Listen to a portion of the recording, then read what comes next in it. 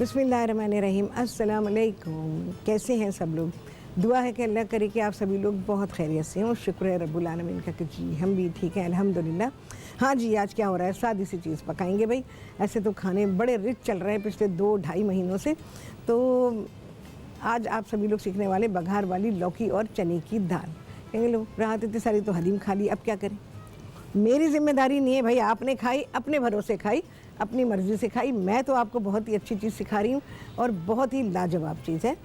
सेहत बख्श खाना है और दोपहर को खाने के लिए तो बहुत ही लाजवाब है। अच्छा जी, इसके अलावा आप सभी लोग सीखने वाले हैं रूह अफ़ज़ा से बनने वाली रेसिपी। तो यहाँ पर आप सीखेंगे रूह अफ़ज़ा जेली डिलाइट। आप सभी लोग मुझे कॉल कर सकते हैं, जो दिल चाहता है बात कर सकते हैं, अपनी फरमाइशें दे सकते हैं। ठीक है जी। तो ये सारी चीज़ें हैं, बहुत ही आला रेसिपी है, हर जगह सिखाइए, बार बार सिखाइए, बहुत सिखाइए, लेकिन मुझे बेइंतहा पसंद है और मैं इसको दोपहर के खाने के लिए बहुत ही आइडियल समझती हूँ। तो आज आप सभी लोग, जो लोग भूल चुके हों या बहुत दूर जा चुकी वो रेसिपी है और ढूंढने में आपको टाइम लगेगा, तो उसके लिए बहुत ही अच्छा मौका है कि आप इस रेसिपी को अब नोट कर लीजिए। ठीक है जी, यहाँ काम शुरू करेंगे।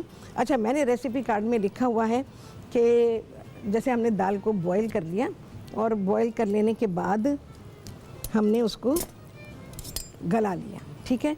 अच्छा, दाल अभी आ जाएगी मेरे पास यहाँ पर, तो उसको गला लेने के बाद दाल मुझे दे दीजिए प्लीज़। तो दाल को आपने वही चने की दाल को भिगोना पड़ता है। उसको साफ़ किया आपने, कंकर वगैरह कुछ है निकाल लिए, धो दीजिए और भिगो दीजिए। ठीक है।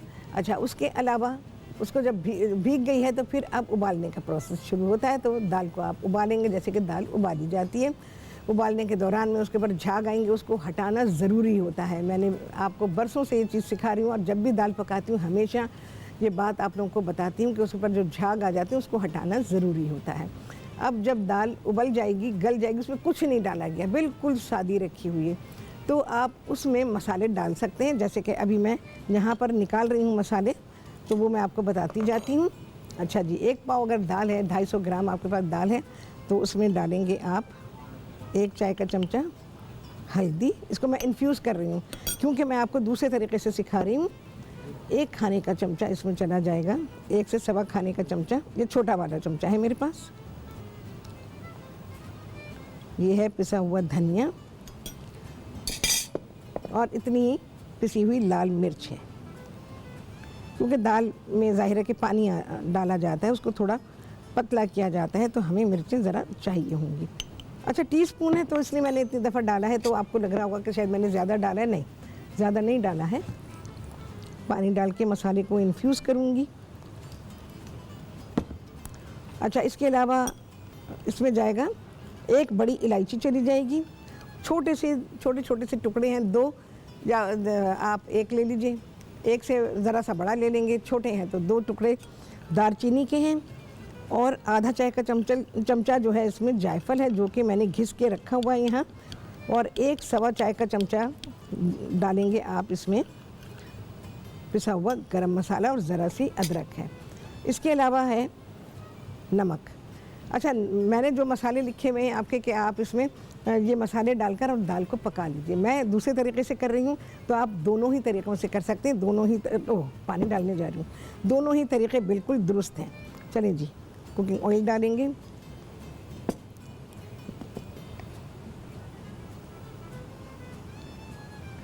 यहाँ ज़्यादा नहीं डालेंगे क्योंकि बघार भी इसका बनेगा। अच्छा जी, पिसा हुआ अदरक और लहसुन। अस्मा जी लाहौर से उनसे करेंगे बात। अस्सलाम वालेकुम जी। अस्मा, टूट की आवाज़ आ गई है मुझे। हाँ, नहीं है अस्मा लाइन पे? हाँ जी, लाइन पर है जी अस्मा। अस्मा, क्या हाल है आपका? अल्हम्दुलिल्लाह मैं ठीक हूँ, आप सुनाएं कैसी हैं? अच्छा, राहत मैंने पूछना था, ईद के ऊपर ना पाए ना गाय के, तो के उबाल के, जैसे आपने कहती कि मैल ऊपर आ जाए तो वो मैल फेंक के, तो हमने उनको धो के रख दिया था, फ्रीज कर दिया था। अच्छा, ठीक है। ठीक है। अब अगर हम पकाएंगे उसको, वो जो उबाले हुए थे थोड़े से मैल उतार के, तो उसके जायके में फर्क तो नहीं पड़ेगा? कुछ भी नहीं होगा, कुछ नहीं, वैसे ही बनेंगे, कोई फ़र्क नहीं पड़ेगा। पाई में और गोश्त में फ़र्क होता है। गोश्त को नहीं करके रखेंगे आप, पाई को करके रख सकती हैं। ठीक है अस्मा, सुन रही हैं आप? ओ अस्मा लाइन पे नहीं है, अस्मा है या दूसरे और भी लोग हैं, अगर उन्होंने पाए ब्लांच करके रख दिए हैं तो आप पाए को कर सकती हैं, लेकिन आप गोश्त को नहीं कर सकते। लोग कहते हैं ना गोश्त उबाल के फ्रीज कर दें, चाहे वो गला के करें चाहे वो ब्लांच करके करें, दोनों में तबाह हो जाएगा गोश्त। पहली बात है कि गोश्त की रंगत ख़राब हो जाएगी। दूसरी बात है कि जब आप गोश्त को पका लेंगी तो पकने के बाद जो उबले हुए गोश्त के साथ, गलाए हुए गोश्त के साथ उसकी शक्ल बनती है वो नहीं रहेगी, वो बिल्कुल ही बेकार हो जाएगी शक्ल, वो प्रेजेंटेबल नहीं होगी। ठीक है। अच्छा, ये मैंने अदरक और लहसुन डाला था, इसको ज़रा सा और भून लूँ मैं। फिर उसके बाद ये जो मसाला है ये डालूँगी और दाल जो हमने बॉयल करके रखी है वो इसमें शामिल कर दूँगी। अच्छा, इसके अलावा लौकी है मेरे पास। लौकी आप, मैं तो कहूँगी जैसे मेरी पसंद है, तो मैं तो ये कहूँगी कि लौकी इसमें अच्छी खासी डालें, आप ज़्यादा डाल दीजिए, जितनी मैंने देखी है उससे ज़्यादा भी डाल सकते हैं। लौकी को छीला है, लौकी को चख लिया करें हमेशा, उसका जो डंठल होता है ना उसको कट किया आपने तो उसको आपने चख लिया, उसमें कड़वाहट नहीं होनी चाहिए। शगुफ्ता है जी कराची से, उनसे करेंगे बात। अस्सलाम वालेकुम। वालेकुम सलाम। जी वालेकुम अस्सलाम। वालेकुम सलाम।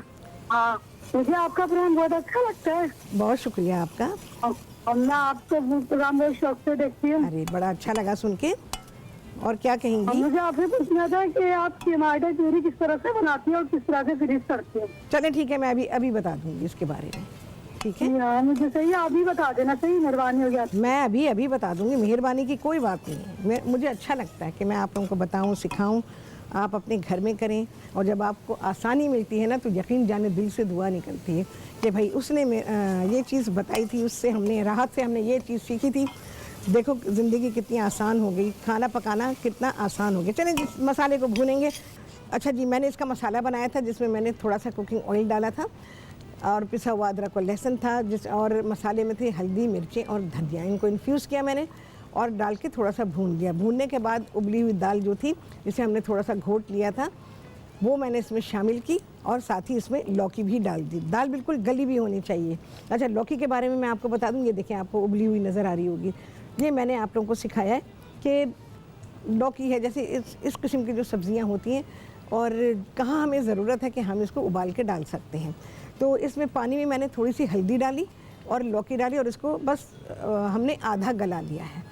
उसके बाद जब दाल डाली थी तभी मैंने इसके अंदर लौकी शामिल कर दी और अब ये यहाँ पे पक रही है। इसके अलावा मैं क्या डालने वाली हूँ इसमें, बहुत ही अच्छे मसाले हैं जो आपने आई बिलीव के किसी से नहीं सीखा होगा कि किस चीज़ में क्या जाना चाहिए, ये तो बड़ा ज़रूरी होता है। नमक नहीं डाला था जी, नमक पाएंगे हसबे जायका, ये अपना वही नमक, लाहौरी नमक, जैसे गुलाबी पिंक सॉल्ट, हिमालयन सॉल्ट कहा जाता है। हिमालय बर्फ़पोश पहाड़ियाँ हैं, नमक की नहीं है, ये बात याद रखिएगा। ये अपने पाकिस्तान का है, ये खामखा इंडिया का दावा है जी। हिमालयन सॉल्ट बिला वजह क्यों उसको हम इख्तियार दें कहने का, हमारे मुल्क का नमक है ये।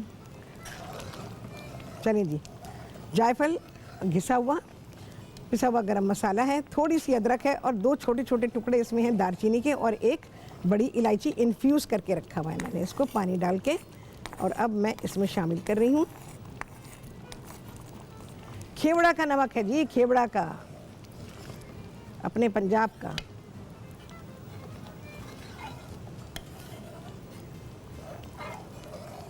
हमारे यहाँ ये नाम रखते हुए आपने गौर नहीं किया, हिमालय की पहाड़ियाँ तो बर्फ़पोश पहाड़ियाँ हैं, नमक किधर है उधर, क्यों उसका हिमालयन सॉल्ट नाम रखा, उसका नाम है लाहौरी नमक। अच्छा, नमक को हम बाद में चेक कर लेंगे। तो ये सारा चला गया, अब इसको पकने के लिए मैं छोड़ देती हूँ। यहाँ पर इसका हम बघार तैयार करेंगे, बघार भी मैं बना लेती हूँ। यहाँ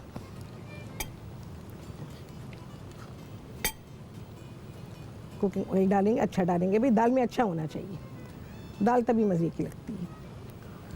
ये मैंने 1 मीडियम साइज़ की प्याज है उसे स्लाइस किया हुआ है, इसको डाल देते हैं। ये फ्राई होती रहेगी। मुझे देखें उंगली डाल रही हूँ तेल में।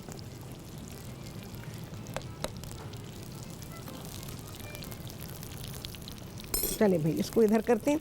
अच्छा, बघार में क्या क्या जा रहा है, बघार में तेल गया, प्याज गई, इसके अलावा ज़ीरा है, साबुत लाल मिर्चें हैं ये रही, और ज़रा सी अदरक तो मैं अभी डाल दूँगी इसमें। अदरक मैंने आप लोगों को बघार में सिखाई है, दालों में डालना, ओहो बहुत आला टेस्ट आता है, खुशबू ही बदल जाती है बिल्कुल। तो ये आप लोगों को याद रखना चाहिए कि राहत ने क्या सिखाया। जब मेरी रेसिपी बनती है ना, ये सबसे मुख्तलिफ होती है। इंग्रेडिएंट की पहचान का होना, किस डिश में क्या जाना है, इसका होना, ये हर एक के पास नॉलेज नहीं होती। अच्छा, जब प्याज हल्की सी सुनहरी सी होगी तो फिर देखेंगे हमें अच्छा कलर इसमें चाहिए, खूबसूरत रंग चाहिए। ठीक है जी, ये आ गया। अच्छा जी, अब है बारी रूह अफ़ज़ा की। रूह अफ़ज़ा से एक डिज़र्ट बन रहा है, jelly delight, Rooh Afza jelly delight. अच्छा जी, रूह अफ़ज़ा का कहना है कि रूह अफ़ज़ा खालिस फलों और सब्जियों के अरक़ियात से बना है। रूह अफ़ज़ा हर फ़र्द का पसंदीदा मशरूब है, गुज़िश्ता 110 सालों का तजर्बा। रूह अफ़ज़ा गर्मी, बरसात, सर्दी हर मौसम में पिया जाता है। ताज़गी और ठंडक के लिए रूह अफ़ज़ा बेहतरीन कुदरती मशरूब है। रूह अफ़ज़ा इंसानी जिस्म पर मस्बत असरात मुरतब करता है। मशरूब मशरिक़ रूह अफ़ज़ा सिर्फ़ पाकिस्तान में ही नहीं बल्कि दुनिया के 35 ममालिक में पाया और पसंद किया जाता है। यानी कितने 35 ममालिक में मिलता है। और आप यकीन जानें, मैं भी फ़ॉरेन कंट्री में रही हूँ, बहुत सारे ममालिक में रही हूँ और मैंने वहाँ रूह अफ़ज़ा इस्तेमाल किया है। पता है, बहुत सारे पीते थे हम, बिल्कुल साफ बात बता रही हूँ कि हम भी बहुत सारे किस्म के शरबत वरबत पिया करते थे, लेकिन तलाश थी रूह अफ़ज़ा की, तो रूह अफ़ज़ा मिल गया। अच्छा, यहाँ पर ये बघार को छोड़ते हैं। अब आ जाते हैं यहाँ पर जो जेली डिलाइट बन रही है। यहाँ पर मैं ये वाले इंडिविजुअल गिलासेस जो हैं उनको इस्तेमाल करूँगी। तो आपको असेंबल करना सिखा देती हूँ कि किस तरह हम इसको असेंबल करेंगे, तो आपको अंदाज़ा हो जाएगा। इस तरह से बना लेने में क्या आसानी होती है कि आपकी चीज़ें वेस्ट नहीं होती हैं, आपकी सर्विंग पहले से तैयार होती है, आप बना के इसको फ्रिज में रख सकते हैं और सर्विंग टाइम पे बस आपने निकाला और इसको सर्व कर दिया। तो ये है सारा सिलसिला। ये सारी चीज़ें इस्तेमाल करके मैं आपको आसानी देती हूँ। ठीक है, तो आपको पता चल जाए जी, ये चीज़ें भी हम इस्तेमाल कर सकते हैं और मेहमानों के सामने बिल्कुल बड़े आराम से रख सकते हैं। अच्छा जी, जेली है मेरे पास 2 कलर की जेली, जैसे बनाना जेली है और पाइनएप्पल। जो रूह अफ़ज़ा की रेसिपी में लिखा है मैं उसके मुताबिक आपसे बात कर रही हूँ। हमें भाई लाल मिली है, हमें पाइनएप्पल की नहीं मिली। बाज़ दफ़ा बड़ी आम सी चीज़ें जो है ना वो नापैद हो जाती हैं, ख़ास हो जाती हैं। बस खूबसूरत लगेगा, गुड लुकिंग डेज़र्ट है। और ये आपको, चले जी, एक असेंबल कर रही हूँ। ठीक है, क्रीम डालेंगे हम। ठीक है जी, ये आया, इस पर हम रूह अफ़ज़ा ड्रिज़ल करेंगे। एक मैं आपको बता रही हूँ, ठीक है, रूह अफ़ज़ा। अब इस पर मैं लाल वाली जेली डालूँगी।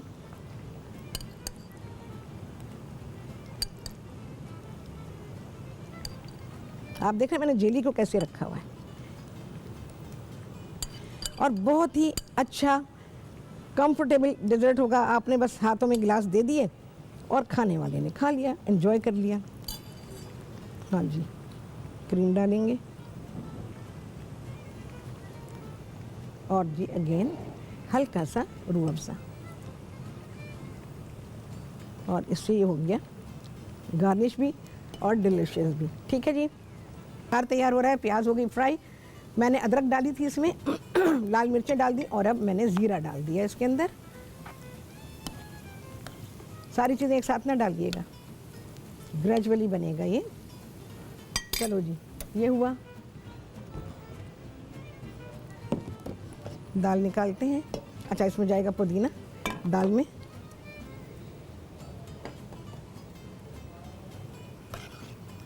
कुछ बघार मैं दाल में डालूंगी और दाल में डालने के बाद इसको थोड़ा सा पकाएंगे, लेकिन अभी टाइम नहीं है तो मैं ऐसे ही निकालूंगी।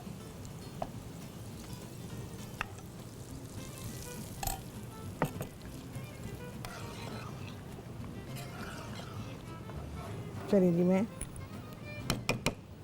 दाल निकाल लूँगी।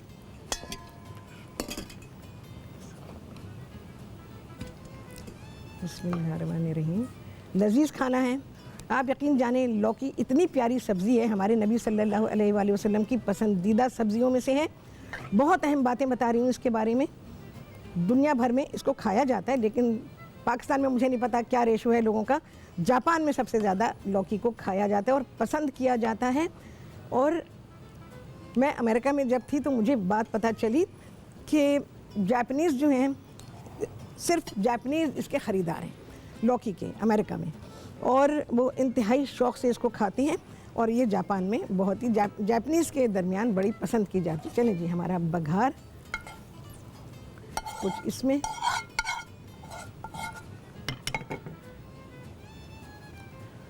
थोड़ा सा पुदीना, चलिए जी, ये आ गया खाना।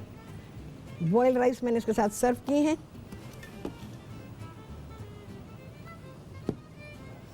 अच्छा जी, मेरी चीज़ें उठा के ले गए। हाँ, थोड़ा सा मिंट,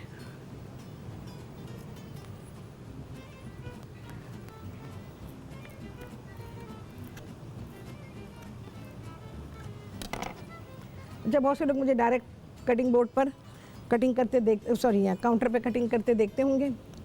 ये नाइफ़ को डैमेज करने वाली सरफेस नहीं है, जो कोई ये कहे कि ये आपकी नाइफ़, प्रोफेशनल कहेगा, ये कोई अनप्रोफेशनल को नहीं पता ये बातें। ठीक है जी, ये हुआ। और हाँ जी, ये हमारा रूह अफ़ज़ा का खूबसूरत सा डिज़र्ट आप देखें। कितना टाइम है जी? अच्छा जी, एक काम करते हैं, हाँ ये आ गया हरी चटनी, इसके साथ मैं दे रही हूँ। हरी चटनी के साथ ये सलाद बन रहा है, आम जो हरी चटनी हमारे घरों में बनती है। प्याज और टमाटर, खीरा है तो खीरा भी डाल दें। ये इसके साथ मैं सर्व कर रही हूँ। मिक्स करेंगे। जस्ट बिफोर सर्विंग नमक नहीं डालूँगी, नमक डाला तो ये मुरझा जाएगा सारा। बस ये हमारा सैलेड हो गया इस खाने के साथ।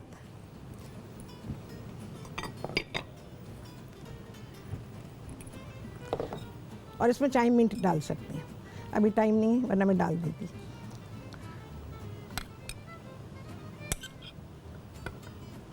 देखें इतने अच्छे अच्छे खाने पकते हैं, क्या ज़रूरत है बहुत एक्सपेंसिव खाने पकाने की। हर दिन गोश्त खाना सेहत के लिए अच्छा नहीं होता, गोश्त कम खाया करें, क्योंकि गोश्त जो है वो गुर्दों पे नेगेटिव असर डालता है। आपकी किडनीज़ के लिए, ख़ास तौर से जिन लोगों को किडनी प्रॉब्लम है तो उनके लिए तो उनको तो मना ही है, ना खाया करें गोश्त, बहुत आपको तकलीफ़ कर देगा। और दूसरी बात ये कि एक बात और बताऊँ मैं इसके लिए, लौकी के लिए, कि जैसे कोरोना को बहुत ही क्या वह है, इसका जिक्र बार बार होता है, मैं तो नहीं करती खैर इसका जिक्र, लेकिन आज कर रही हूँ क्योंकि ग़िज़ा के बारे में मुझे बताना है। तो जिन लोगों को कोरोना या नज़ला, ज़ुकाम या लंग्स की कोई तकलीफ़ है किसी भी किस्म की, या जिन लोगों को टीबी है, उनके लिए लौकी की सब्ज़ी, किसी भी तरह से लौकी का खिलाना बहुत ही फ़ायदेमंद है।